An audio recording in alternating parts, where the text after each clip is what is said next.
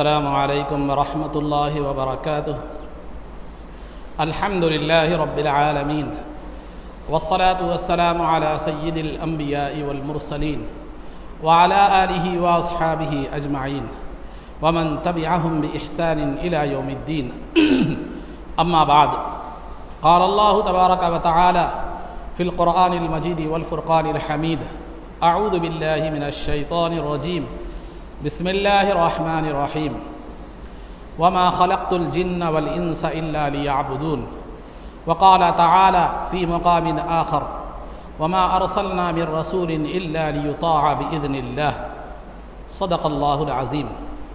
قال الله تبارك وتعالى في شأن حبيبه صلى الله عليه وسلم: إن الله وملائكته يصلون على النبي يا أيها الذين آمنوا صلوا عليه وسلموا تسليما.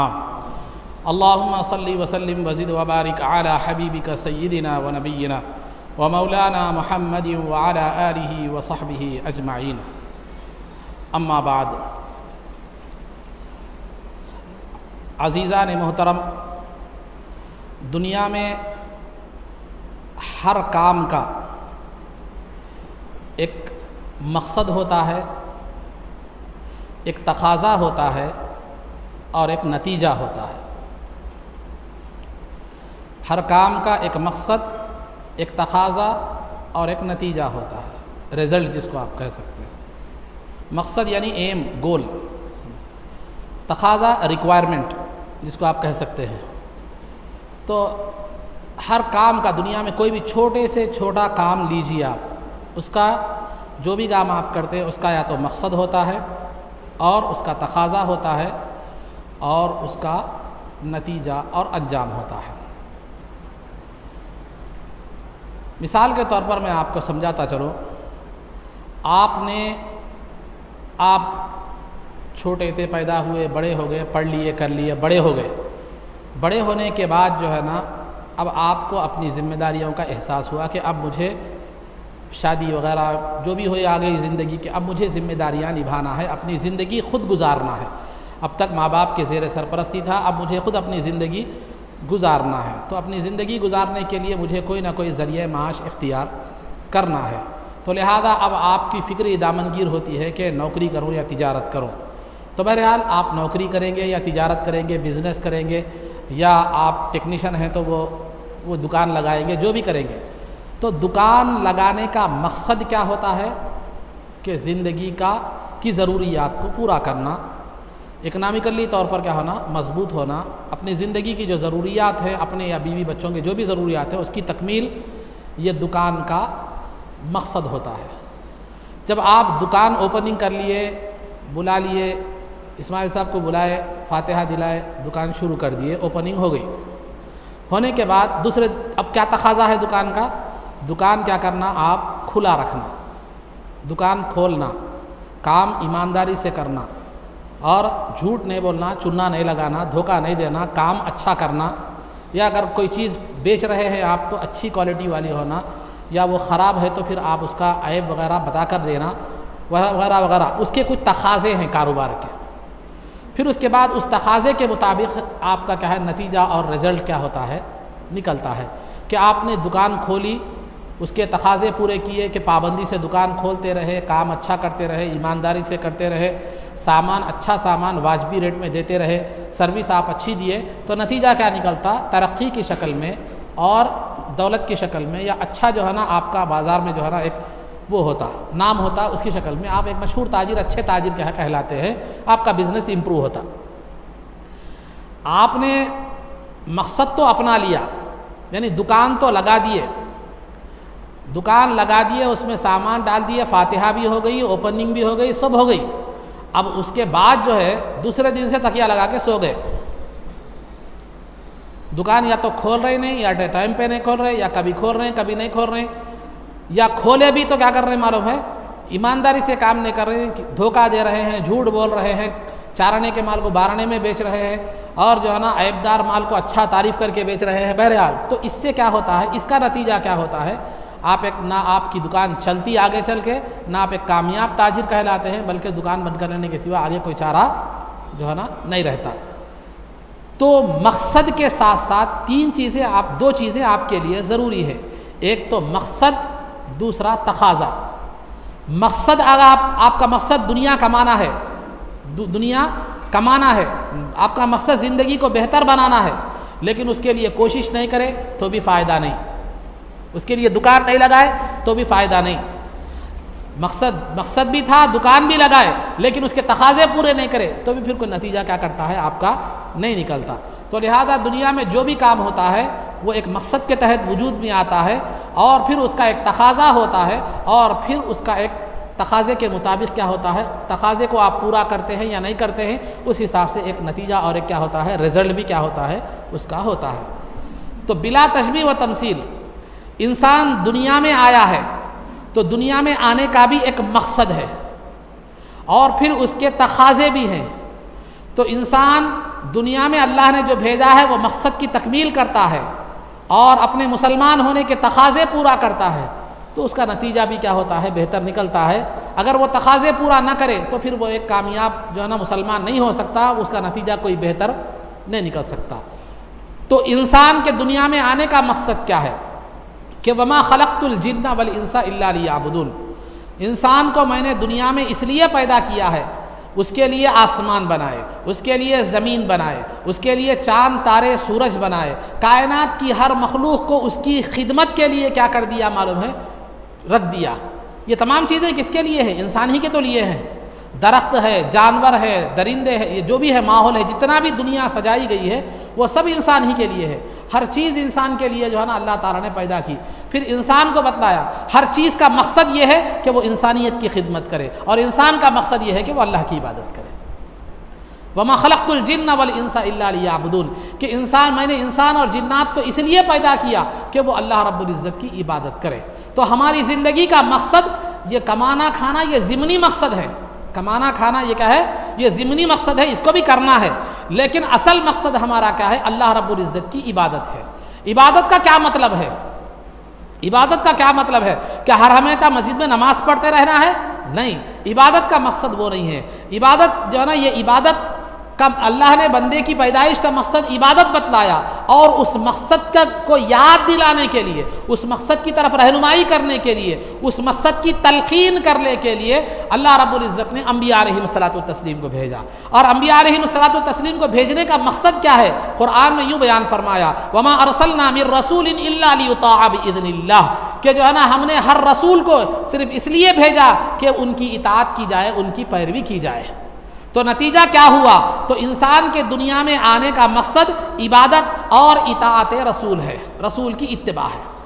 رسول کی اتباع ہے، اللہ کی عبادت ہے. اور اللہ کی عبادت کا سلیقہ کس میں ملتا ہے؟ اتباع رسول میں ملتا ہے، اتباع سنت. تو انسان کو دنیا میں بھیجنے کا مقصد کیا ہے؟ وہ اتباع سنت ہے. اور اتباع سنت جو ہے کس کو کہتے ہیں؟ اتباع سنت کا مطلب یا عبادت کا مقصد صرف نماز نہیں، صرف نماز پڑھنا نہیں ہے. نماز، روزہ، زکوٰۃ، حج یہ تو فرائض ہے ہی ہیں. اس کے ساتھ عقائد میں رسول پاک صلی اللہ علیہ وسلم کی اتباع کرنا، عبادات میں رسول پاک صلی اللہ علیہ وسلم کی اتباع کرنا، معاملات میں رسول پاک صلی اللہ علیہ وسلم کی اتباع کرنا، گھر والوں کے ساتھ، بیوی بچوں کے ساتھ جو معاملات آپ کرتے ہیں اس میں رسول پاک صلی اللہ علیہ وسلم کی اتباع کرنا، رشتہ داروں کے سلوک کے معاملے میں رسول پاک صلی اللہ علیہ وسلم کی اتباع کرنا، عوام کے ساتھ سلوک کے معاملے میں رسول پاک صلی اللہ علیہ وسلم کی اتباع کرنا، مسلمانوں کے ساتھ سلوک میں رسول پاک صلی اللہ علیہ وسلم کی اتباع کرنا، غیر مسلموں کے ساتھ سلوک میں رسول پاک صلی اللہ علیہ وسلم کی اتباع کرنا. بہرحال آپ خلاصہ یہ ہے کہ آپ کی پوری زندگی کا ہر عمل رسول پاک صلی اللہ علیہ وسلم کی اتباع میں ہو، یہ آپ کی زندگی کا مقصد ہے. یہ آپ کی زندگی کا مقصد ہے، اور آپ کے ایمان کا تقاضا بھی یہی ہے. آپ نے جب کلمہ لا الہ الا اللہ محمد الرسول اللہ پڑھ لیا تو آپ نے یہ اقرار کر لیا کہ اللہ میرا معبود ہے اور رسول پاک صلی اللہ علیہ وسلم میرے رسول ہیں. تو یہ کلمہ پڑھنے کے بعد اللہ سے بھی آپ کا رشتہ جڑ گیا، بندگی کا رشتہ جڑ گیا، اور رسول سے غلامی کا رشتہ جڑ گیا. تو اب یہ دو رشتوں کا تقاضا، اب یہاں تک تو مقصد تھا کہ آپ جو ہے نا، مقصد آپ کی زندگی کا یہ ہے کہ عبادت اور جو ہے نا رسول کی اتباع. پھر اب اس کے بعد تقاضا بھی یہی ہے کہ جب آپ ایمان لا لیے تو ایمان کا تقاضا یہ ہے کہ آپ رسول پاک صلی اللہ علیہ وسلم کی اطاعت اور اتباع کریں. آپ ایمان تو لا لیے لیکن تقاضے کو پورا نہیں کر رہے ہیں تو آپ کامیاب انسان نہیں کہلاتے۔ مثال کے طور پر اگر آپ نے شادی تو کر لی لیکن بیوی بچوں کو پالنے سے آپ گریز کر رہے ہیں، آپ شادی کر لیے، شادی کر لیے، بچے پیدا کر لیے، اس کے بعد کیا کر رہے ہیں؟ ان کے نہ حقوق ادا کر رہے ہیں، ان کے پرورش کر رہے ہیں، تو گھر میں کیا بولتے ہیں لوگ؟ کیا بولتے ہیں؟ ہاتھ نہیں ہوا تو کیوں شادی کر لیا؟ بیوی بچوں کو پالنا نہیں ہو رہا تو کیوں شادی کر لیا؟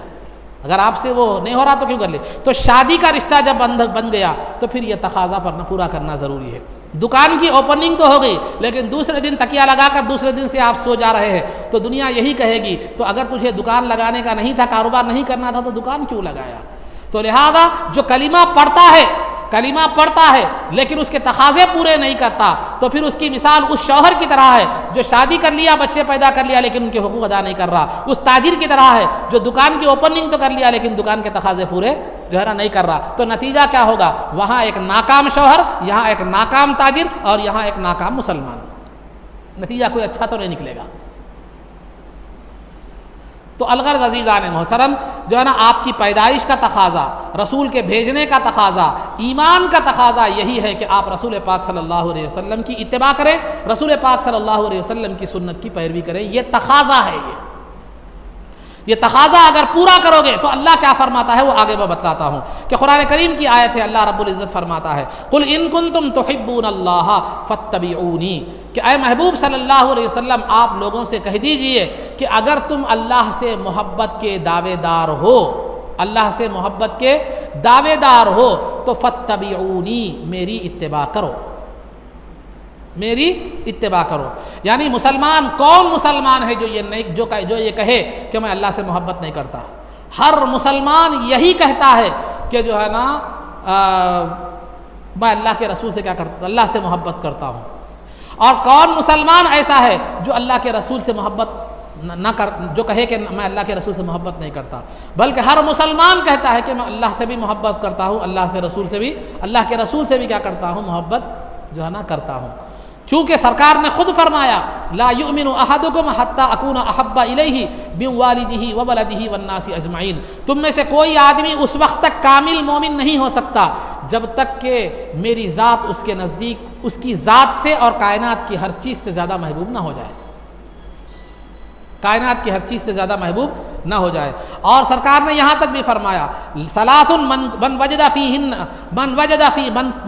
فیہ حلاوت جو ہے نا یجد حلاوت الایمان او کما قال علیہ من کن فیہ وجد حلاوت الایمان، کہ تین چیزیں ایسی ہے جو جس انسان میں پائی جاتی ہے وہ ایمان کی مٹھاس کو، لذت کو پائے گا۔ ان میں سب میں پہلی چیز یہ ہے کہ اللہ اور اس کے رسول اس کے ساتھ اس کے پاس سب سے زیادہ محبوب ہوں، اللہ اور اس کے رسول سب سے زیادہ محبوب ہوں تو ایمان کی مٹھاس پائے گا اور ایمان کی حلاوت پائے گا۔ اب آپ بول رہے ہیں مصعب مٹھاس کی حلاوت کیسی؟ یاد رکھیے ہر چیز کا ایک مزہ ہوتا ہے، ہر چیز کا کیا ہوتا ہے؟ جو ہے نا ایک مزہ ہوتا ہے۔ مثال کے طور پر آپ میٹھا کھائے تو اس کا مزہ میٹھا ہوتا ہے، کھارا کھائے تو کھارا ہوتا ہے، لیکن ہر چیز کے مزے کو آپ میٹھے اور کھارے میں تول نہیں سکتے، ہر چیز کے مزے کو آپ میٹھے اور کھارے میں تول نہیں سکتے۔ آپ کو گیم کھیلنے کی خواہش ہے تو گیم کا مزہ کیسا ہے؟ میٹھا ہے، کڑوا ہے، کھارا ہے؟ آپ کو گاڑی چلانے کی خواہش ہے تو گاڑی چلانے کا جو مزہ ہے، چلاتے وقت آپ کو جو مزہ آتا ہے وہ میٹھا ہے، کھارا ہے، وہ ہے۔ تو ہر چیز کی ایک لذت ہوتی ہے، ہر چیز کا کیا ہوتا ہے؟ ایک مزہ ہوتا ہے۔ تو ایمان کا بھی ایک مزہ ہوتا ہے، ایمان کی بھی ایک حلاوت ہوتی ہے۔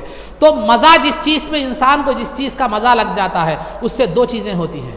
اگر آپ کو جو ہے نا کسی چیز کا مزہ مثال کے طور پر آپ کو گیم کھیلنے کا مزہ ہے تو وہ گیم کھیلنے میں آپ جب گیم کھیلتے ہیں تو آپ جتنا گیم کھیلتے جائیں اتنا آپ کو کیا کرتا ہے؟ اچھا دکھتا ہے۔ آپ کو نیند بھی آ رہی ہو وہ مشقت بھی برداشت کریں گے، وقت بھی جا رہا ہے، آنکھیں درد ہو رہی ہیں یا جو بھی اس کے اندر جو بھی تکلیف آ رہی ہے وہ آپ کو جو ہے نا نہیں محسوس ہوتی، بلکہ جتنا زیادہ وہ چیز کریں آپ کو کیا معلوم ہے؟ اچھا محسوس ہوتا ہے۔ اگر آپ کو گاڑی چلانے کی خواہش ہے تو وہ گاڑی چلانے میں آپ کو اتنا مزہ آتا ہے کہ سو کلومیٹر نکل جاتے ہیں، نہ تھکاوٹ محسوس ہوتی، نہ بیزارگی محسوس ہوتی، نہ تکلیف بیٹھ کی کوئی تکلیف آپ کو محسوس ہوتی ہے۔ تو مطلب کیا ہے؟ تو کسی چیز سے انسان کو محبت ہو جاتی ہے یا کسی چیز کا انسان کو لگاؤ ہو جاتا ہے کسی چیز سے تو اس کی جو ہے نا وہ انسان اس کو اپنانے میں اسے کوئی مشقت نہیں ہوتی اور اس کو جو ہے نا کرنے میں اسے کوئی دشواری نہیں ہوتی، اور اس کے کرتے وقت جو دشواریاں پیش آتی ہیں وہ اسے محسوس بھی کیا ہوتا ہے، نہیں ہوتا ہے۔ کیونکہ گاڑی جتنا زیادہ چلائے اتنا اچھا دکھتا ہے، لیکن نیند قربان کر دے رہے، تھکاوٹ ہو رہی، کوئی بھی چیز آپ کو مشکل محسوس نہیں، بیٹھ کے پیراں درد ہو رہے لیکن محسوس نہیں ہو رہا آپ کو۔ تو جس چیز سے انسان کو محبت ہوتی ہے وہ اس کے کرنے میں کبھی بھی اس کو کرنا، اس کا کرنا، اس کو اپنانا، نہ اسے مشقت معلوم ہوتا ہے، نہ اس میں کوئی تکلیف اسے محسوس ہوتی ہے۔ تو لہذا اگر اللہ اور اس کے رسول سے انسان کو محبت ہو تو اس کے احکامات پر عمل کرنا اسے شاخ نہیں گزرتا، اسے وہ شوق سے اس کو کیا کرتا ہے، اپنا لیتا ہے، جیسے اپنی پسندیدہ چیز کو وہ شوق سے اپنا لیتا ہے، اور اس راستے میں جو تکالیف آتی ہیں اسے وہ تکلیفیں محسوس نہیں ہوتی، جیسے ایک پسندیدہ کام کرتے وقت انسان کو دوسری تکلیفیں محسوس نہیں ہوتی۔ تو الغرض عزیزان محترم، تو ضرور خلاصہ گفتگو یہ ہے کہ ہر مسلمان کا یہ دعویٰ ہوتا ہے کہ وہ اللہ سے محبت کرتا ہے، ہر مسلمان کا یہ دعویٰ ہوتا ہے کہ وہ اللہ کے رسول سے محبت کرتا ہے، اور یہ ہونا بھی چاہیے، اللہ اور اس کے رسول سے محبت ہونا بھی چاہیے۔ تو اللہ سے بندگی کا اور رسول سے غلامی کا تقاضا یہ ہے کہ ہم اپنے آقا اور اپنے معبود کے ساتھ کیا کریں، سے محبت رکھیں، یہ تقاضا بھی ہے۔ لیکن محبت صرف محبت نہیں، محبت کے بھی تقاضے ہیں۔ محبت کا تقاضا کیا ہے؟ وہ اتباع ہے۔ تو خلاصہ گفتگو یہ نکلا کہ اللہ سے محبت کا تقاضا، رسول سے محبت کا تقاضا اور کلمے کا تقاضا بھی یہی ہے کہ بندہ کیا کرے، رسول پاک صلی اللہ علیہ وسلم کی اتباع کرے۔ اگر وہ مسلمان ہے، اللہ سے محبت کا دعوے دار بھی ہے، رسول سے محبت کا دعوے دار بھی ہے، اور کلمہ بھی پڑھ لیا ہے، لیکن جو ہے نا اس کے تقاضے کو پورا نہیں کر رہا، تو وہ حقیقت میں وہ محبت کا دعویٰ اس کا صرف الفاظ کا ہے، حقیقت میں وہ محبت کرنے والا نہیں ہے، جب پھر اس کا نتیجہ بھی کوئی اچھا نکلنے والا نہیں ہے۔ اس کی مثال اس دکاندار کی طرح ہے جو دکان کی اوپننگ تو کر لیا لیکن اس کو کھول نہیں رہا ہے اور اس پر کام نہیں کر رہا ہے، نتیجہ کیا ہوگا؟ فقر و فاقہ، تنگ دستی اور بھوک مری اس کی زندگی کا مقدر بن جائے گی۔ تو یہاں بھی جو ہے نا اگر اللہ کے ایمان لا لیا، مسلمان ہو گیا، لیکن اللہ کے اس کے تقاضے نہیں پورا کر رہا، اتباع رسول نہیں کر رہا، تو پھر آخرت کی کامیابی کا تصور اس کا کوئی صرف تصور ہی رہ جائے گا، اور وہ ایک شیخ چلی کا خواب کے سوا کچھ اور زیادہ نہیں رہے گا۔ شیخ چلی کا خواب معلوم ہوگا آپ کو؟ شیخ چلی کا خواب کا مطلب یہ ہے کہ ایک شیخ چلی کیا کر رہا تھا، ایک اس کے مختلف انداز میں روایتیں بیان کی جاتی ہیں اس واقعے کی، لیکن میں جو بتا رہا ہوں یہ واقعہ ہے مگر سمجھنے کے لیے مثال ہے، اس کو کوئی دلیل مت سمجھیے، مثال ہے۔ ایک شیخ چلی تھا، انڈے لے جا رہا تھا، انڈے، مرغی کے انڈے ہوتے نہیں، مرغی کے انڈے لے جا رہا تھا، سر پر انڈے رکھ کر لے جا رہا تھا، جاتے جاتے سوچ لیتے جا رہا تھا، کیا جا رہا تھا؟ میں یہ انڈے لے جاؤں گا، لے جا کر مرغی کو وہ انڈے بٹھاؤں گا، اس کے بعد جو ہے نا بچے نکلیں گے، بچے پھر بڑے ہوں گے، پھر وہ انڈے دیں گے، پھر وہ بچے نکلیں گے، اس طرح میرے پاس بہت ساری مرغیاں ہو جائیں گی، اس کے بعد میرا ایک بڑا فارم ہوگا، میرا کاروبار بڑھے گا، فلاں ہوگا۔ یہ سوچتے ہوئے جا رہا تھا، سامنے پتھر آ گیا، ٹھوکر لگ گئی، گر گیا، پورے انڈے پھوٹ گئے۔ تو ہمارا بھی حال ویسے ہی ہے، ایمان لا کر ابھی ان انڈے خالی لے کر ایمان لا لیے، انڈے سر پر اٹھا لیے، اب جنت کے خواباں دیکھ رہے ہیں، جنت کے خواباں دیکھنے میں زندگی گزر گئی، لیکن موت کی ٹھوکر لگتے سے معلوم ہو گیا کہ سب ختم ہو گیا۔ موت کی ٹھوکر لگ گئی تو سارے خواب چکنا چور ہو گئے، نتیجہ کیا نکلا؟ خبر بھی اندھیرا گڑا ہو گیا اور جہنم ہمارا مقدر بن گئی۔ تو شیخ چلی کے خواب نہیں سوچنا ہے، پہلے وہ انڈے حفاظت سے رکھنا ہے، اس کو بٹھانا ہے، اس پر محنت کرنا ہے، اس کے بعد خواب سوچنا ہے۔ تو لہذا صرف ایمان لانا اور جنت کے خواب دیکھنا یہ شیخ چلی ہے، اور الحمدللہ ثم الحمدللہ اہل سنت میں تقریباً 90% شیخ چلی ہے، 10% ایسے ہیں جو کیا ہے حقیقت میں جنت کے خواب دیکھنے کے ساتھ ساتھ کوشش بھی کرتے ہیں۔ میں یہ الحمدللہ شکر گزاری کے طور پر نہیں بول رہا ہوں، تانے کے طور پر بول رہا ہوں، پھر آپ یہ سمجھیں گے کہ شیخ چلی بننا اللہ کا شکر ہے، بول رہے مصعب اچھا کام ہوں گا، سمجھ رہے آپ؟ نہیں۔ تو لہذا آپ کو شیخ چلی نہیں بننا ہے بلکہ حقیقت پسند بننا ہے، وہ انڈوں کے ساتھ محنت کرنا ہے، اس کے بعد پھر کیا ہے معلوم ہے، بڑے کاروبار کی امید رکھنا ہے اور خواب دیکھنا ہے۔ صرف ایمان لا لینا، غلامی رسول میں موت قبول ہے، نعرہ تکبیر، نعرہ رسالت، یہ کافی نہیں ہے، بلکہ محبت رسول کے دعوے کرنا صحیح نہیں ہے، موت بھی قبول ہے، موت آ جائے تو معلوم ہوتا جب وہ مسلمان جو غلامی رسول میں موت سے لڑنے کے لیے تیار ہے، تو پھر وہ فجر میں 15 منٹ نیند سے لڑنے کے لیے کیوں تیار نہیں ہے؟ اور پھر داڑھی چھوڑنے کے لیے جو ہے نا نفس سے لڑنے کے لیے کیوں تیار نہیں ہے؟ سنت رسول کے احکامات کے مطابق زندگی گزارنے کے لیے اس نفس سے لڑنے کے لیے کیوں تیار نہیں ہے؟ تو مطلب یہ ہوا کہ ہمارا یہ دعویٰ ہے صرف جلسے کے حد تک ہے، جلسہ گاہ کے حد تک ہے، باہر نکلنے کے بعد سب اتر جاتا۔ تو یہ ٹیمپروری کیفیت ہے، یہ جو ہمارے اوپر کیا ہوئی تھی، مولانا کی تقریر کا فیض تھا، وہ طاری ہو گئی تھی، لیکن بعد میں کیا ہو گئی، درسگاہ سے میدان سے جلسہ گاہ سے باہر نکلتی وہ کیفیت ختم ہو گئی۔ یہ ایک بات نہیں ہے عزیزو، اتباع رسول ضروری ہے۔ محبت خداوندی کا بھی تقاضا یہی ہے، محبت رسول کا تقاضا بھی یہی ہے، کلمے کا تقاضا بھی یہی ہے کہ بندہ کیا کرے، اتباع رسول کرے۔ چنانچہ اللہ رب العزت قرآن کریم میں فرماتا ہے، قل ان کنتم تحبون اللہ، اگر تم اللہ سے محبت کرتے ہو تو فاتبعونی، میری اتباع کرو۔ اے محبوب آپ فرما دیجئے لوگوں سے کہ اللہ سے اگر تم محبت کرتے ہو تو میرے رسول کی کیا کرو، اتباع کرو۔ تو نتیجہ کیا ہوگا، یحببکم اللہ، اللہ تم سے محبت کرے گا، اللہ تم سے محبت کرے گا، ویغفر لکم ذنوبکم، اور تمہارے گناہ کیا کر دے گا، معاف فرما دے گا۔ عزیزان محترم، اللہ سے محبت کا دعویٰ تھا۔ اللہ تعالیٰ فرما رہا ہے اگر تم اللہ سے محبت کرتے ہو تو ہونا کیا چاہیے تھا، اللہ یہ فرمانا تھا کہ اگر تم مجھ سے محبت کرتے ہو تو میری اتباع کرو، تم مجھ سے محبت کرتے ہو تو میری اتباع کرو، ٹھیک ہے؟ اب آپ میرے سے بولے مم صاحب آپ سے بہت محبت کرتا ہوں، ٹھیک ہے آپ میرے سے محبت کرتے ہو تو میں جیسا بولے ویسا سننا بولو، نہیں اگر آپ مجھ سے محبت کرتے ہو تو میں بولوں آپ جیسا بولے ویسا سننا بول کے بولتا ہوں کیا؟ تو اللہ سے محبت کا اگر دعویٰ ہے تو تم چاہیے اللہ یہ فرمانا تھا کہ اگر تم مجھ سے محبت کرتے ہو تو میری اتباع کرو، یہ فرمانا تھا۔ لیکن اللہ کیا فرما رہا ہے، اگر تم مجھ سے محبت کرتے ہو تو میرے رسول کی اتباع کرو۔ اللہ رب العزت یہ فرما رہا ہے، کیوں؟ اس لیے کہ رسول کی اتباع میں اللہ کے محبت کے دعوے کی بھی دلیل ہے، رسول سے محبت کی دعوے کی بھی دلیل ہے۔ اللہ کی محبت کا دعویٰ بھی اس کی دلیل بھی رسول کی اتباع ہے، رسول سے محبت کے دعوے کی دلیل بھی رسول کی اتباع ہے۔ یہ رسول کے محبت کے دعوے کی بھی جو ہے نا اتباع۔ تو آپ اللہ کا دعویٰ کریں محبت کا یا رسول کا دعویٰ کریں تو آپ کی دلیل اسی وقت مکمل ہوگی، محبت کا دعویٰ اسی وقت معتبر ہوگا جب آپ اتباع رسول کی شکل میں کیا کریں، آپ دلیل دیں۔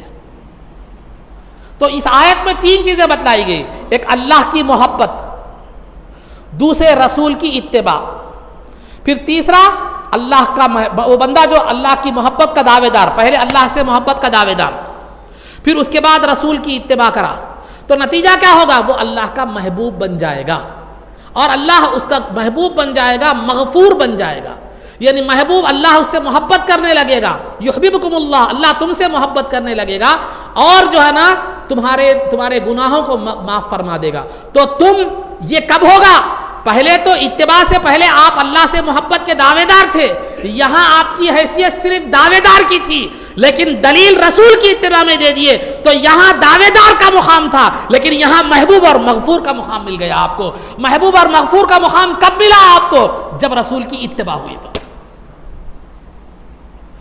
محبت کے دعوے دار جب تک تھے اللہ نے یہ نہیں فرمایا کہ تم اللہ کے محبوب ہو، اللہ نے تمہارے گناہوں کو بخش دیا، نہیں فرمایا، جبکہ اللہ کے محبت کے دعوے داری کے ساتھ ساتھ آپ نے رسول کی اتباع کی تو اللہ کے محبوب بھی بن گئے اور اللہ نے آپ کے گناہوں کو بھی بخش دیا۔ یہ اتباع کے بعد آپ کا مقام بدل گیا، اتباع کے بعد آپ اللہ کے محبوب بن گئے، محبوب سبحانی بن گئے، محبوب سبحانی بن گئے، گناہگار تھے گناہگار بخشے گئے، اور جو ہے نا اللہ کے محبوب بن گئے۔ کس قدر محبوب بن گئے، اس قدر محبوب بن گئے کہ خود اللہ تعالیٰ فرماتا ہے کہ وہ جو ہے نا میں اس کے ہاتھ بن جاتا ہوں جس سے وہ پکڑتا ہے، میں اس کے پیر بن جاتا ہوں جس سے وہ چلتا ہے، میں اس کی آنکھ بن جاتا ہوں جس سے وہ دیکھتا ہے، میں اس کے ہاتھ بن جاتا ہوں جس سے وہ پکڑتا ہے۔ تو یہ مقام محبوبیت کا مقام کب آیا، صرف دعوے سے نہیں بلکہ اتباع رسول سے۔ اگر درمیان سے اتباع رسول کو ہٹا دو تو پھر نہ محبت کا دعویٰ معتبر ہے، نہ پھر تم محبوب بن سکو گے، نہ مغفور بن سکو گے۔ یہ محبت کے دعوے کی صداقت اور سچائی کے لیے اور محبوب اور مغفور بننے کے لیے بیچ میں ایک چیز ہے ضروری ہے، وہ اتباع رسول ہے۔ تو لہٰذا عزیزان محترم، تو تقاضا یہ ہے کہ ہم اتباع کریں، رسول پاک صلی اللہ علیہ وسلم کی اتباع ضروری ہے۔ تو لہذا پہلی بات یہ کہ اللہ کے رسول سے محبت، اللہ سے اور اللہ کے رسول سے محبت کا دعویٰ ہر انسان، ہر مسلمان کرتا ہے، لیکن اس دعوے کے لیے ضروری ہے کہ اتباع رسول ہو۔ اور دوسری بات، ہر انسان چاہتا ہے کہ دنیا میں کامیاب ہو، کون نہیں چاہتا کہ دنیا و آخرت میں کامیابی ہو۔ آج ہم مسلمان جو ہے نا ہر طرف سے مظلوم، ہر طرف سے مظلومیت کا شکار ہے، جو ہے نا ہم تعلیمی اعتبار سے ہو یا جو ہے نا دنیاوی اعتبار سے ہو، مقام و مرتبے کے حساب سے ہو، کوئی بھی ہو، جو ہے نا اتنے بالکل جو ہے نا اس قدر ہمارا مقام ہو گیا ہے کہ ہمارا خون جانور کے خون سے زیادہ سستا ہو گیا ہے، جانور کے خون سے زیادہ سستا۔ مسلمان کی حیثیت کوئی نہیں رہی آج دنیا میں۔ وہی عمر فاروق رضی اللہ تعالیٰ عنہ تھے جن سے اس وقت کی سپر پاور حکومتیں قیصر و کسریٰ کانپتی تھی۔ کیا ان کے پاس حکومت تھی؟ کیا ان کے پاس نیوکلیئر ہتھیار تھا؟ ان کے پاس ایسی کیا طاقت تھی؟ دنیا کی حکومتیں جن کے نام سے کانپا کرتی تھی، وہ تھی اتباع رسول، وہ تھی اتباع رسول۔ ارے وہ فرائض میں، واجبات میں، سنتوں میں تو مخالفت کرنے کا وہ سوچ بھی نہیں سکتے تھے، لیکن معمولی چیزوں میں وہ رسول کی اتباع کا کیسا لحاظ رکھتے تھے وہ آپ کو بتلاتا چلو۔ ایک مرتبہ عمر فاروق رضی اللہ تعالیٰ عنہ نے کرتا پہن لیا، کرتے کی آستین بڑی ہو گئی، کرتے کی آستین بڑی ہو گئی، تو صاحبزادے عبداللہ سے کہا کہ بیٹا یہ آستین جو ہے نا بڑی ہو گئی، اس کو سیدھا کھینچ کر میری انگلیوں کے برابر کاٹ دو، چاقو لے کر کیا کر دو، اس کو انگلیوں کے برابر کیا کر دو، کاٹ دو۔ تو رسول پاک صلی اللہ علیہ وسلم صاحبزادے نے آستین کھینچی، چاقو سے کاٹنے گئے تو تھوڑا ٹیڑھا کٹ گئی آستین، چاقو سے کاٹ دیے تو آستین تھوڑا کیا ہے، ٹیڑھا کٹ گئی۔ ٹیڑھا کٹی تو صاحبزادے نے کہا کہ ابا جان یہ چاقو سے کاٹنے کی وجہ سے آستین تھوڑا ٹیڑھا کٹ گئی ہے، میں قینچی سے کاٹتا ہوں تاکہ آستین برابر ہو جائے، آستین کیا ہو جائے، برابر ہو جائے۔ تو عمر فاروق رضی اللہ تعالیٰ نے کیا فرمایا، بیٹا اس کو ایسے ہی رہنے دو، کیونکہ میں نے نبی پاک صلی اللہ علیہ وسلم کو اسی طرح کاٹتے ہوئے، اسی طرح کٹے ہوئے کپڑوں کو پہنتے ہوئے دیکھا ہے۔ کیا بڑا مسئلہ تھا، یہ صرف آستین کا تو مسئلہ تھا، اگر قینچی سے کاٹ کر برابر کر لیتے تو کوئی بڑی بات نہیں تھی، نہ شریعت کی مخالفت تھی نہ سنت کی مخالفت تھی، لیکن اتنی معمولی چیز میں بھی وہ رسول پاک صلی اللہ علیہ وسلم کے طرز عمل کا لحاظ رکھا۔ فرائض و واجبات تو دور کی بات ہے، وہاں تو تصور بھی نہیں تھا۔ عبداللہ ابن عمر رضی اللہ تعالیٰ عنہما ایک مقام پر اپنی اونٹنی کو گول پھرا رہے ہیں، تو پوچھا، لوگوں نے پوچھا آپ یہاں یہ اونٹنی کو گول کیوں پھرا رہے ہیں؟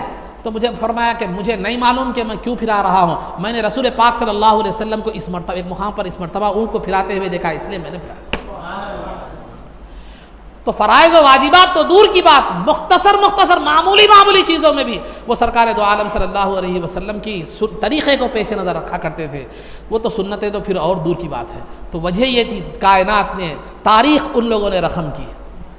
آج دشمنان اسلام پر وہی چھاپ ہے جو ہمارے اسلاف نے چھوڑی تھی، اور وہی چھاپ کی وجہ سے انہیں خوف ہے کہ اگر یہ قوم ان کی طرح ہو جائے، یہ قوم ان کی طرح اتباع کرنے لگے، اتباع خداوندی اور رسول، تو پھر ہماری دنیا میں کوئی حیثیت نہیں رہے گی، ہمیں ایک ہمیشہ کانپتے ہوئے اور رستے ہوئے رہنا پڑے گا۔ تو لہذا اس قوم کو جو ہے نا سلا دو، اس قوم کو دور کر دو۔ کیا کرو؟ پہلے ان کے اسلاف کی محبت، عظمت، ادب ان کے دلوں میں کیا کر دو، ختم کر دو، پھر ان کو ہماری تہذیب کا دل دادا بنا دو، اور پھر انہیں اسلام سے اور اسلاف کے جو ہے نا زندگیوں سے انہیں دور کر دو۔ اور دور کیسے کرو؟ ان کا مقام و مرتبہ ان کے دلوں میں ختم کر دو، تو خود بخود کیا ہو جائیں گے، وہ اس طرف نہیں جائیں گے۔ لہذا ختم کر دیا گیا۔ آج مسلمان کو دیکھو، کلمہ پڑھتا ہے، سرکار کا نام لیوا ہے، بتائیے کوئی بھی سوائے زبان کھولے تو معلوم ہوتا مسلمان ہے بول کے، اس کی کوئی طرز عمل سے، کوئی زندگی کے عمل سے معلوم ہو سکتا ہے کہ وہ مسلمان ہے؟ یہ ہمارے لیے قابل غور بات ہے۔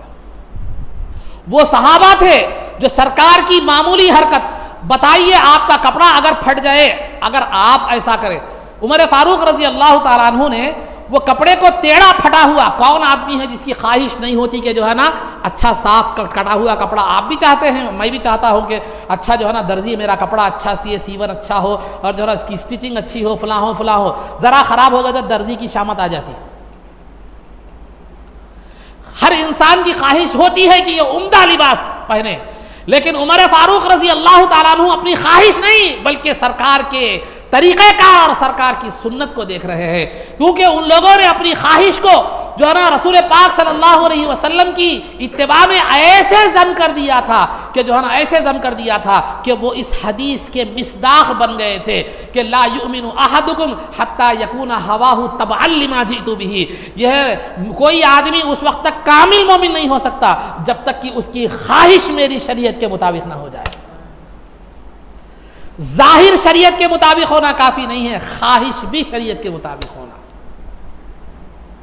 چہرے پر داڑھی ہے, کرتا ہے, پیجامہ ہے, امامہ ہے, ہر چیز ہے, نیک عمل کر رہا ہے, دل میں شہرت ہے, ریاکاری ہے, دنیا کی محبت ہے, مال کی حرص ہے, یہ سب چیزیں موجود ہیں, تو ظاہر تو پابند شریعت ہو گیا, خواہش پابند شریعت نہیں ہوئی.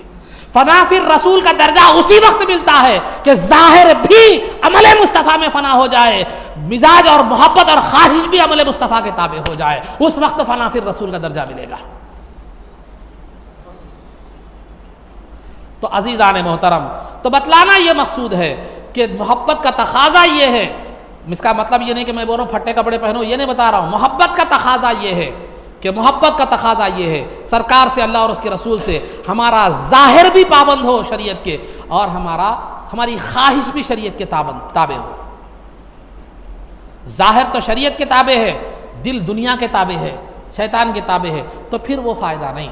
بغض ہے, حسد ہے, شہرت ہے, تکبر ہے, جو ہے نا کینہ ہے, یہ سب چیزیں ہیں, فائدہ نہیں. داڑھی رہو, شبلہ رہو, امامہ رہو, کتنے بھی بڑے آپ علامہ رہو. کیونکہ سرکار کے بھیجنے کا مقصد دو تھا, تعلیم, تزکیہ. تعلیم ظاہر کو سنوارتی ہے, تزکیہ جو ہے نا باطن کو سنوارنے کا نام ہے. تو عزیزان محترم, تو یہ اب دوسری بات میں آپ کو بتلاتا چلو. ہر مسلمان کی خواہش ہوتی ہے کہ وہ دنیا میں کامیاب, دنیا و آخرت میں کامیاب ہو. غیر مسلم ہے تو چونکہ اس کے سامنے آخرت کا کوئی تصور نہیں رہتا, وہ یہ دنیا کو ہی یہی سب کچھ سمجھتا ہے, تو اس کا جو ہے نا مقصد دنیا کی کامیابی ہوتی ہے. وہ چاہتا ہے کہ دنیا میں اچھا رہو, مال و دولت میرے پاس ہو, گاڑی بنگلہ ہو, میری زندگی سکون سے گزرے. ہر غیر مسلم چاہتا ہے. ایک مسلمان کا تصور دنیا اور آخرت دونوں پر اس کا ایمان ہوتا ہے, تو اس کا تصور یہ ہوتا ہے کہ اس کی دنیا بھی بہتر ہو اور آخرت بھی کیا ہو معلوم ہے بہتر ہو. اگرچہ کہ یہ بات الگ ہے, وہ دنیا کے لیے کوشش کرتا ہے, آخرت کے لیے کوشش نہیں کرتا. دنیا کے معاملے میں حقیقت ہے, حقیقی تاجر ہے اور حقیقی کوشش کرنے والا ہے, اور آخرت کے معاملے میں شیخ چلی ہے, جیسا کہ میں ابھی بھی آپ کے سامنے بتلا دیا میں نے. تو ہر مسلمان چاہتا ہے کہ دنیا و آخرت میں اسے سعادت مندی نصیب ہو, دنیا و آخرت میں کامیابی اسے نصیب ہو. تو لہذا دنیا و آخرت میں اگر کامیابی آپ چاہتے ہیں تو اتباع رسول کے علاوہ کوئی اور چیز نہیں ہے. اتباع رسول کے علاوہ کوئی اور کام نہیں ہے. مثال کے طور پر میں سمجھاتا چلوں, اگر ایک غیر مسلم تاجر بھی ہے, غیر مسلم کی تاجر ہے, اس نے ایک بہت بڑا بزنس کھولا, اس کے کئی شاخیں ہیں, تو اس کی خواہش کیا ہوتی ہے, اس کی سوچ کیا ہوتی ہے؟ اس کی سوچ یہ ہوتی ہے کہ میری دکان میں اچھے سے اچھا مال ہو, میں اچھی سے اچھی کیا کروں سروس دوں, یا اچھے سے اچھا آفر دوں, یا کوئی ایسے طریقہ کار اختیار کروں جس سے کیا ہے معلوم ہے لوگوں کی کیا ہے, لوگ کیا ہو راغب ہوں. مقصد کیا ہے, میرا کاروبار اچھا چلے, میرا جو بازار میں وہ ہو یہ ہو سب جو ہے نا. تو اسلام کیا کہتا ہے آپ کو؟ اتباع رسول کا مطلب کیا ہے؟ اتباع رسول تو یہی ہے نا کہ آپ جو ہے نا سامان میں عیبدار سامان مت بیچے, سامنے والے کو دھوکہ مت دے, ایمانت داری, امانت داری اور دیانت داری سے جو ہے نا کاروبار کرے, اور جو ہے نا آپ کا مال جو ہے نا عیبدار مال نہ ہو, لوگوں کو چننا نہ لگائیں, اور اگر آپ ٹیکنیشین ہیں تو لوگوں کو جو ہے نا جو بھی آپ کا خرابی ہے وہ صحیح طور پر بتلائیں, اور ڈپلیکیٹ جو ہے نا اوریجنل کے پیسے لے کر جو ہے نا ڈپلیکیٹ سامان مت ڈالیں, جھوٹ بیانی سے غلط بیانی سے کام نہ لیں. یہ تمام چیزیں جو ایک غیر مسلم جس کو دنیا کے لیے اپنے کاروبار کے لیے ترقی سمجھ رہا ہے, اسلام تو وہی تعلیم دیتا ہے نا. سنت, اتباع سنت کاروبار میں کوئی الگ چیز نہیں ہے. اتباع سنت کا مطلب ہم نے ایک بہت بڑا مصاب ہمیشہ اتباع سنت ہے کیا؟ جو کام آپ کر رہے ہیں اسی کو شریعت کے اصول میں کرو. اتباع سنت کا مطلب یہ نہیں کہ مسجد پکڑ لے کے بیٹھ جاؤ آپ. شریعت آپ کو بریانی نہ کو کھاؤ بری, مندی مت کھاؤ بری, اچھے کپڑے مت پہنو بری. بلکہ میں آپ کو بتلاتا چلوں, ترمذی کی حدیث ہے, ایک صحابی رسول اچھے مالدار تھے, ایک دم جو ہے نا میلے, مطلب ایک دم پرانے کپڑے پہن کر جو ہے نا آئے سرکار کی بارگاہ میں حاضر ہوئے. سرکار نے فرمایا کیا تمہارے پاس مال نہیں ہے؟ مال نہیں ہے؟ تو صحابی نے عرض کیا کہ یا رسول اللہ من کل المال قد آتانی اللہ، کہ ہر مال اللہ نے مجھے دیا ہے، پیسہ ہے، دولت ہے، بکریاں ہیں، اونٹ ہے، فقرا وغیرہ سب. تو فلیرا علیک اثرہ، سرکار نے فرمایا جب اللہ نے تمہیں دولت دی ہے تو اس کا اثر بھی تمہیں پر نظر ہونا چاہیے. کپڑوں کی حالت ٹھیک کر لو، اچھے کپڑے پہنو. تو شریعت منع نہیں کرتی، جو کام زندگی کے آپ کر رہے ہیں اسی کو شرعی اصول میں کرو، اسی کو شرعی اصول میں کرو. اتباع سنت کوئی الگ چیز نہیں ہے. ارے شریعت کاروبار میں جن چیزوں کا خیال رکھنے کا کہہ رہی ہے وہ دنیا کا ہر کاروباری تو کرتا ہے، مگر مقصد اس کا یہ ہوتا ہے کہ دنیا میں میرا کاروبار بہتر ہو. لیکن آپ کا مقصد یہ ہونا چاہیے کہ دنیا بھی بہتر ہو، آخرت بھی بہتر ہو.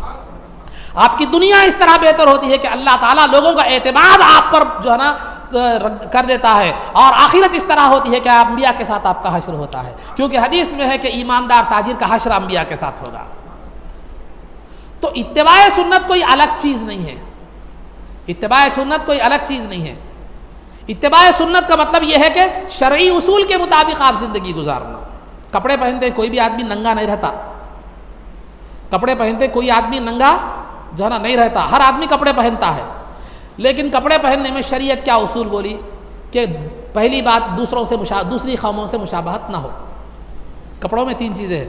دوسری قوموں سے مشابہت نہ ہو، دوسرا کیا ہے کپڑے ٹائٹ نہ ہو جس سے جسم نظر آتا ہو، تیسرا کیا ہے کپڑے ڈھیلے ڈھالے ہوں، پتلے نہ ہو جسم نظر آتا ہو.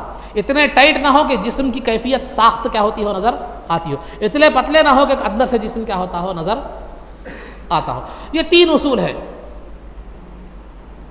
آپ لوگوں میں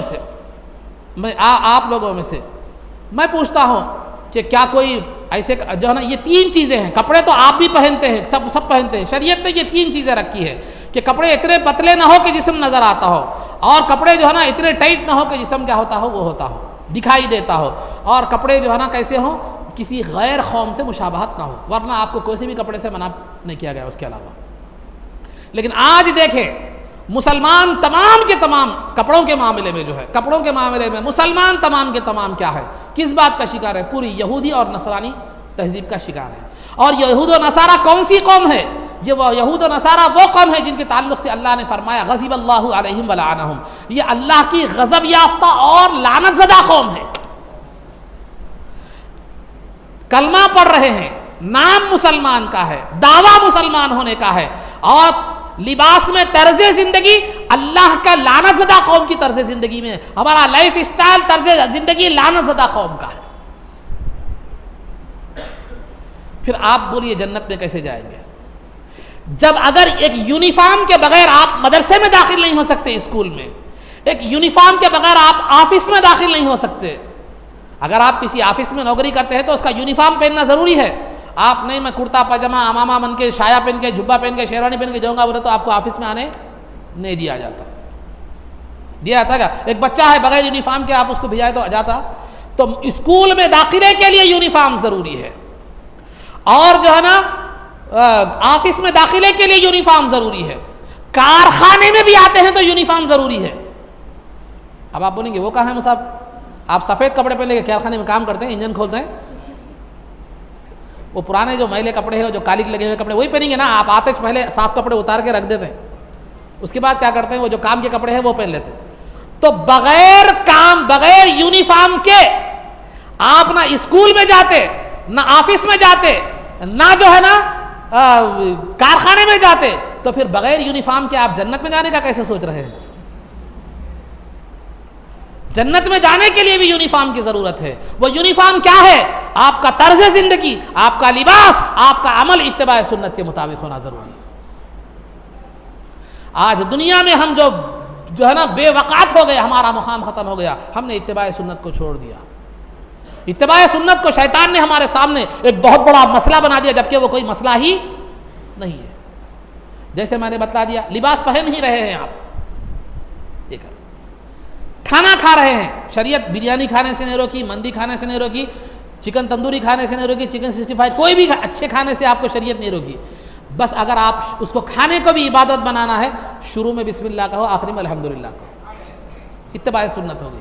کھانا تو کھا رہے کیسا بھی اتباع سنت. پانی پی رہے ہیں، پانی پی رہے ہیں، پانی پیو شریعت منع نہیں کرتی، کوئی بھی حلال ڈرنک پیو آپ شریعت منع نہیں کرتی. آپ شروع میں بسم اللہ پڑھے، آخری میں الحمدللہ پڑھے، ختم، 3 سانس میں پیے، مسئلہ سنت کے مطابق. کیا وہ آپ کو علیحدہ ایکسٹرنل بوجھ پڑ رہا آپ کو؟ عبادتوں کا نظام بنایا، سال میں زندگی میں 1 مرتبہ کرنا ہے اکثر عبادتیں، روزہ سال میں 1 مرتبہ، زکوٰۃ سال میں 1 مرتبہ، حج سال میں 1 مرتبہ. روزہ نہ رکھے تو ایک چیز، وہ بھی نماز، وہ بھی انسٹالمنٹ میں، ایک ساتھ نہیں.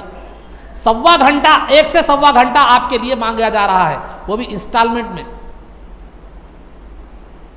انسٹالمنٹ میں جو ہے نا 1 گھنٹہ 1.25 گھنٹہ مانگا ہے.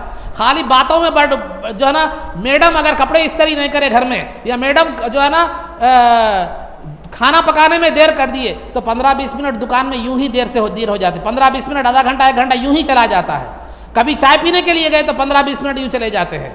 کبھی کسی دوست کے ساتھ گئے تو 15-20 منٹ یوں چلے جاتے ہیں. کبھی کہیں بینک کو جو ہے نا ڈی بننے کے لیے گئے تو 15 منٹ یوں چلے جاتے ہیں. دن میں ہمارے کاروبار کے دوران 15-20 منٹ ایسے کئی چلے جاتے ہیں، لیکن نماز کے لیے وہی بات آئے تو پھر ہمارے پاس طبیعت ختم، آگے نہیں بڑھتا. اور رمضان کا مہینہ سال میں 1 مرتبہ آتا ہے، 1 مہینہ، اس میں صرف 1 ٹائم ہمیں بھوکا رہنا ہوتا ہے، 3 ٹائم نہیں، صرف 1 ٹائم بھوکا ہونا ہوتا ہے. وہ 1 ٹائم اگر کاروبار رہا دکان میں، یا کارخانے میں کام رہا، یا دکان میں گراہک رہا، تو وہ 1 ٹائم جو ہے نا، ایسا کھانے کئی ٹائم کے ہم سال میں چھوڑ دیتے ہیں. بھوک و پیاس کا خیال نہیں ہوتا، کسی چیز کا خیال نہیں ہوتا. کئیوں بھوکے ایسے، کئی سال میں کئی ٹائم ایسے کھانے کے چھوٹ جاتے ہیں کاروبار کے، اس میں پتہ نہیں چلتا، شوق سے چھوڑ دیتے ہیں. لیکن رمضان میں صرف 12 بجے کا 1 ٹائم کا کھانا اور چھوڑنے کے لیے، تھوڑا پیاس برداشت کرنے کے لیے ہم نیچے اوپر ہو جاتے ہیں. وہ گراہک رہنے دو، بھوک سمجھ میں نہیں آتی، پیاس سمجھ میں نہیں آتی. چائے پینے کو بھی دل نہیں بولتا، ٹائم اتنا بھی برباد کرنا. کاروبار ہے، کوئی گاڑی کا انجن کھولنا ہے، یا کوئی گاڑی کا کام آ گیا، رات میں 12 بجے تک نیند قربان کر دیں گے، لیکن فجر کے موقع پر آدھا گھنٹہ نیند قربان نہیں کرتے ہم. وہ ہمیں بوجھ معلوم ہوتا ہے. خالی جو ہے نا گئے، جا کے ایک دوست کے ساتھ جو ہے نا ایک ہوٹل میں گئے، ایک مندی کھا کے آ گئے، 1 لاکھ کی زکوٰۃ وہاں اڑا کے آ جاتے. معمولی بچے کا فنکشن ہوا، برتھ ڈے ہوا، تو ہزاروں روپے خرچ کر دیتے، لیکن وہی زکوٰۃ کی بات ہے تو ہمارا دل آگے نہیں بڑھتا. زندگی میں بچیوں کی شادیوں میں 8-8 7-7 6-6 لاکھ اڑا دیتے ہیں، مگر وہی حج کے لیے ہمارے لیے پیسے نہیں رہتے، آخری عمر میں جاتے ہیں. آپ شادی میں، یہ بارات میں جو بینڈ باجا ہوتا ہے، ویڈیوگرافی جو ہوتی ہے، اور جو اسٹیج اگر جو سجاتے ہیں، اور جو 10 قسم کے کھانے آپ رکھتے ہیں، اگر اس میں تھوڑا سا یہ چھوڑ دیں، گانا بجانا چھوڑ دیں، اسٹیج سجانا چھوڑ دیں، بارات پہ خرچہ جو ہے وہ چھوڑ دیں، اور کھانے کے معاملے میں تھوڑا اعتدال سے اگر کام لے رہے ہیں، تو آپ کے حج کے پیسے نکل جاتے ہیں. وہ بھی زندگی میں 1 مرتبہ ہے. ایک بچی کی شادی کا 25% آپ کے لیے حج کا ہے، یا زیادہ سے زیادہ 50% اگر آپ یہ کریں، غریب ہیں، مگر حج کرنے کے لیے ہمارا دل نہیں. تو اتباع رسول، اتباع خداوندی، اتباع سنت، یہ کوئی الگ سے چیز، یہ الگ سے کوئی بڑا بہو بڈھا نہیں ہے، بلکہ شیطان نے ہمیں اس سے دور رکھنے کے لیے اس کو ایک بڑا مسئلہ بنا دیا ہے. کیوں؟ اگر ہم اس کی اتباع کریں گے اللہ اور اس کے رسول کی، تو پھر ہمارے لیے مسئلہ پیدا ہو جائے گا. کیوں مسئلہ؟ شیطان کے لیے مسئلہ پیدا ہو جائے گا. کیوں؟ کیونکہ وہ آپ کو جہنم کی طرف لے جانا چاہ رہا ہے، آپ جنت کی طرف جائیں گے، تو جنت کی طرف جائیں گے تو پھر اس کا مشن ناکام ہو جائے گا. تو عزیزان محترم، تو اتباع سنت کوئی الگ سے کام کرنا نہیں ہے، الگ سے محنت کرنا نہیں ہے. آپ مثال کے طور پر اچھے کپڑے پہن کے شادی میں جاتے ہیں، اچھے کپڑے شادی میں جاتے وقت عطر لگا کے جاتے، کئی لوگوں کو کراہیت نہیں ہونا، لوگ کندرانا نہیں، خوشبو آنا، لوگوں کو اچھا دکھنا بول کے. وہ عطر لگاتے وقت آپ یہ نیت کر لیں کہ وہی لگائیے، عطر جو لگا رہے لگائیے، شریعت یہ نہیں کہتی. دوسرا آپ جو ہے نا دوسرا لگا رہے تو شریعت مجموعہ لگانا نہیں بولتی آپ کو. عطر لگا رہے لگائیے، لیکن یہ نیت کیجئے سرکار کی سنت تھی، ثواب مل جائے. اتباع رسول میں آ گیا. تو اتباع رسول کوئی الگ چیز نہیں ہے. زندگی گزارنے کا جو سلیقہ ہے، جو اعمال آپ زندگی میں کر رہے ہیں وہی کرنا ہے، لیکن تھوڑا سا آپ کو شریعت کے اصول کو پیش نظر رکھنا ہے. یہی چیز شیطان ہم کو بڑا بوجھل بنا کر کیا کرتا ہے، پیش کر دیتا ہے. کیوں؟ تاکہ آپ کامیابی کی طرف نہ جائیں. تو ہماری یہ لاپرواہی ہمیں دنیا میں بھی ذلیل کر دیتی ہے اور آخرت میں بھی ذلیل کر دیتی ہے۔ تو آج ہمیں ضرورت اس بات کی ہے کہ اگر ہم رسول پاک صلی اللہ علیہ وسلم کی اتباع کریں گے، اپنی زندگیوں کو شریعت کے مطابق ڈھالنے کی جو ہے نا کوشش کریں گے، تو پھر اللہ کے محبوب بھی بن جائیں گے، گناہوں کی مغفرت کا بھی وعدہ ہے، دنیا میں عزت اور اقتدار کا بھی معاملہ ہے۔ آج دنیا کی ہر قوم سے ہم کیوں ڈر رہے ہیں؟ ہر قوم سے ہم ڈر رہے ہیں، کیوں ڈر رہے ہیں؟ اس لیے کہ خوف خداوندی سے ہمارے سینے ویران ہو گئے۔ اگر اللہ سے ڈرتے، اس کا خوف ہوتا تو مخلوق کا ڈر ہمارے اندر نہیں ہوتا تھا۔